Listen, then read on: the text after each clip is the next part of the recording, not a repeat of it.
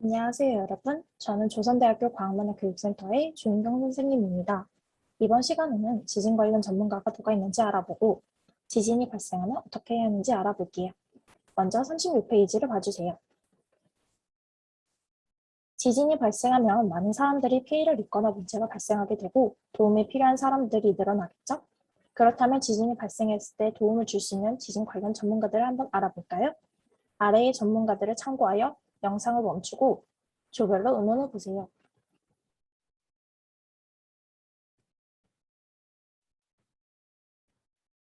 모두 의논해 보았나요? 함께 알아봅시다. 먼저 건축 설계도를 바탕으로 건축 공사를 진행하는 이 사람은 누구일까요? 네, 건축 설계사입니다. 건설 현장에서 일을 하며 튼튼하고 안전한 건물을 지을 수 있도록 관리와 감독을 하는 전문가랍니다. 다음은 지진이 발생했을 때 다친 사람들을 치료하는 이 사람은 누구일까요? 바로 의사입니다. 병원에서 근무하며 지진 발생 시뿐만 아니라 신체에 문제가 있다면 이 전문가가 우리의 병을 치료하지요. 세 번째 전문가는 건물을 설계하는 일을 하는 내진 설계사입니다. 우리나라에서도 지진이 빈번하게 발생하고 있어서 이를 대비하기 위해 내진 설계가 된 건물을 하고 있답니다. 네 번째는 지진 등의 위기 상황이 발생했을 때 어떻게 대비해야 되는지, 어떤 점을 주의해야 하는지 등을 다양한 사람들에게 사전 대비 교육을 통해 안내하는 전문가인데요. 누구일까요? 바로 안전요원입니다. 이어서 알아볼까요? 지진이 발생했을 때 외부의 사람들이 지진이 발생한 지역에 접근하는 것을 제한하고 교통 혼집 등을 관리하는 역할을 하는 사람은 누구일까요? 바로 경찰입니다. 경찰은 위기 상황을 틈타 발생하는 범죄를 예방하고자 노력한답니다.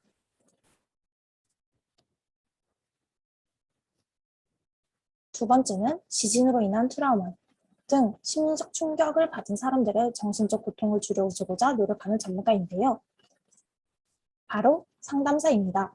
이 사람은 상담을 통해 사람들이 안정적인 일상생활을 할 수 있도록 노력하고 있습니다. 다음은 우리가 지진으로 인한 피해가 발생했을 때를 미리 대비할 수 있도록 하고 피해가 발생하면 금전적인 지원을 하는 곳인 은행입니다. 은행은 일반적으로 지진과 크게 관련이 없을 것이라 생각하는 사람들이 많지만 꼭 필요한 것입니다. 네 번째로는 위기 상황이 벌어졌을 때 시민들을 안전하게 대피시키고 위기에 빠진 사람들을 구조하는 역할을 하는 소방대원입니다. 화재를 진압하는 일을 하기도 하고 물에 빠진 사람을 구조하기도 합니다. 다음 페이지를 볼까요? 자원봉사자들은 이 일을 직업으로 갖는 사람들은 아니지만 지진으로 인해 집이 무너지고 삶이 터지는 일을 쓴 분들을 위해서 전국 각지에서 자발적으로 모인 마음이 따뜻한 사람들입니다.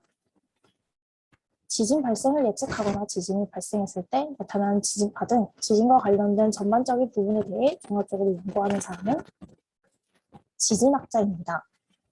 지진은 발생을 예측하기 어렵기 때문에 지진을 전문적으로 연구하는 전문가가 꼭 필요해요. 기상, 즉 날씨와 관련된 일을 하는 이 전문가는 누구일까요? 바로 기상학자입니다. 인공위성이나 기상 레이더 등을 이용해서 국내외 기상 자료를 수집, 편집, 가공해서 일기예보를 준비한답니다. 지진이 발생했을 때에도 신속하게 관련 정보를 파악해서 많은 사람들에게 알려주는 역할을 하고 있어요. 마지막으로 국민의 입장을 대변하는 이 사람은 국회의원입니다. 정책적인 결정과 심의를 진행하고 지진이 심각한 경우에는 해당 지역을 특별재난구역으로 설정하여 금전적 지원을 정도를 결정하는 등 국가 단위 행정과 예산을 책정한답니다. 다음 37페이지로 넘어가 볼까요? 지진이 발생하면 어떻게 해야 할까요? 달리는 차 안에서, 교실 안에서. 마트에 있는지 지진이 난다면 우리는 신속하게 대피해야겠죠? 어떻게 행동해야 하는지 알아볼까요? 먼저 집 안에 있을 때는 탁자 아래로 들어가 문을 보호해야 합니다. 흔들림이 멈추면 전기와 가스를 차단하고 문을 열어 출구를 확보한 후 밖으로 나가야 해요. 집 밖에 있는 경우에는 떨어지는 물건에 대비하여 가방이나 손으로 머리를 보호하며 건물과 거리를 두고 운동장이나 공원 등 넓은 공간으로 대피해야 합니다. 지진 발생 시 엘리베이터에 타고 있다면 즉시 엘리베이터의 모든 층에 버튼을 눌러 가장 먼저 열리는 층에서 내린 후 계단을 이용해야 합니다.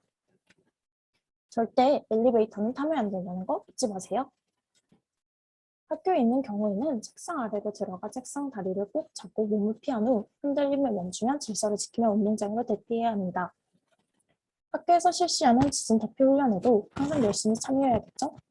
백화점, 마트에 있을 경우에는 진열장에서 떨어지는 물건으로부터 몸을 보호하고 계단이나 기둥 근처로 가 있어야 합니다.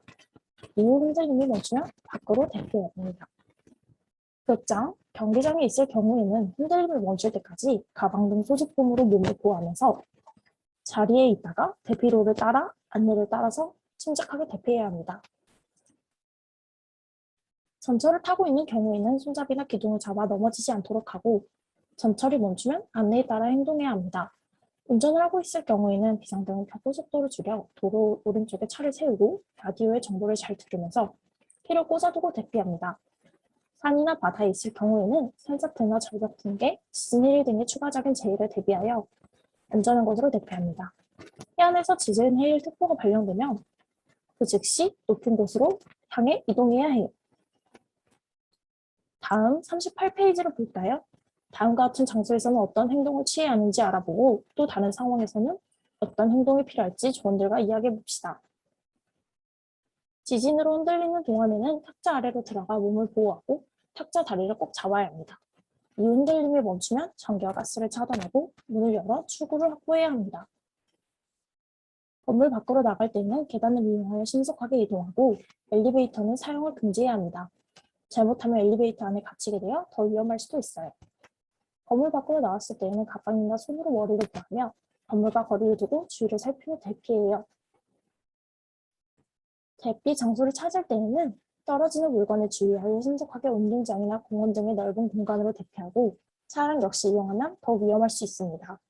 대피 장소에 도착한 후에는 라디오나 공공기관의 안내방송 등 올바른 정보에 따라 행동해야 한답니다. 이번 시간에는 지진 관련 전문가가 누가 있는지 알아보고 지진 발생 시 어떻게 해야 하는지를 알아보았습니다. 빨리 대피하기 위해 엘리베이터나 차량을 이용하는 경우 더 큰 위험에 처할 수 있다는 점 꼭 기억해 주세요. 안녕.